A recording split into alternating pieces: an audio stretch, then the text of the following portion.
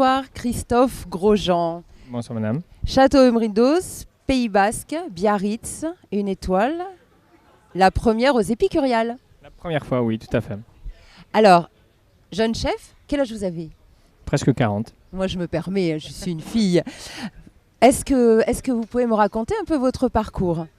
Alors je suis né dans le nord de la France, en Franche-Comté. Et après un début dans ma région, j'ai vite pris la route et voyagé en France en premier, visiter différentes régions pour apprendre le produit de la région. Et ensuite, après quelques très bonnes tables étoilées, j'ai pris exil aux États-Unis à la base pour 18 mois. Et les bonnes tables étoilées comme les frères Pourcel. Pourcel à Montpellier, chez Monsieur Rochdy à Courchevel, enfin voilà quoi. Tout bon jeune chef veut faire ça. Et après les frères Pourcel, je suis parti aux États-Unis pour une petite expérience internationale pour 18 mois. Et je suis resté 10 ans. Parce que ça m'a plu, l'ouverture d'esprit était là, c'était vraiment intéressant. Et ensuite, Paris? Et ensuite, je suis rentré directement à Biarritz. J'ai eu l'opportunité, j'étais chef dans un relais château à Carmel, qui se trouve à 2 heures au sud de San Francisco, la ville où M. Clint Eastwood fut le maire pendant des années.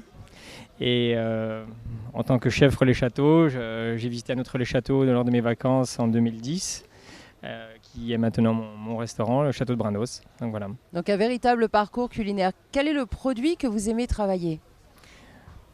J'ai pas vraiment un produit que j'aime travailler, je les aime tous parce que chacun a sa saison. Après quelques mois, certains on se lasse un petit peu, mais c'est vrai qu'avec l'expérience, on a une certaine façon de manger. J'adore les huîtres, donc forcément j'ai trouvé un plat qui est un peu emblématique de mon répertoire, le chipiron maintenant. J'aime beaucoup le pigeon, donc voilà, on a créé vraiment des classiques de mon répertoire maintenant avec ces produits. Voilà. Et les Épicuriales, alors c'est votre première, quelle impression? Pour l'instant, ça se passe plutôt bien. Ouais. Plutôt pas mal. C'est plutôt pas mal. En plus, avec le beau temps, et là cette année, c'est vrai que nous avons de la chance. Alors, qu'est-ce que vous allez nous préparer ce soir? Alors ce soir, nous allons faire le chipiron. Donc en fait, c'est un cannelloni de chipiron, mais il n'y a pas de pâte. En fait, la pâte qui entoure le cannelloni, c'est du chipiron en lui-même. Donc on a fait une purée de chipiron, on a mélangé un petit peu d'encre de sèche dans moitié de cette masse mixée, et en fait on a cuisiné ça comme un papier, comme un biscuit de pâtissier, c'est-à-dire qu'il sera rayé.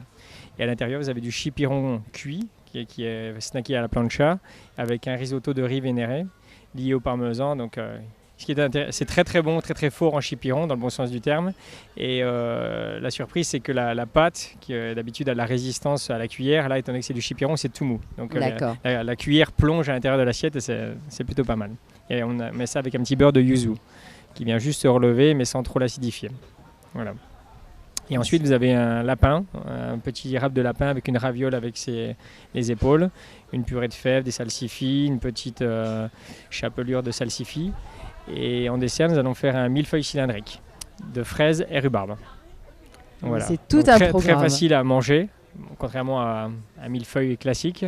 En plus, c'est très esthétique parce que la rhubarbe est légèrement colorée avec une petite touche de colorant, donc ça c'est rose. Un millefeuille cylindrique. C'est-à-dire, oui, voilà. J'ai hâte de voir ça. Oui. Mais je crois qu'un millefeuille fraise rhubarbe, je connais quelqu'un à qui ça va plaire. Ah. Et d'ailleurs, ne bougez pas. Kirill va vous présenter une invitée surprise. D'accord, je l'attends.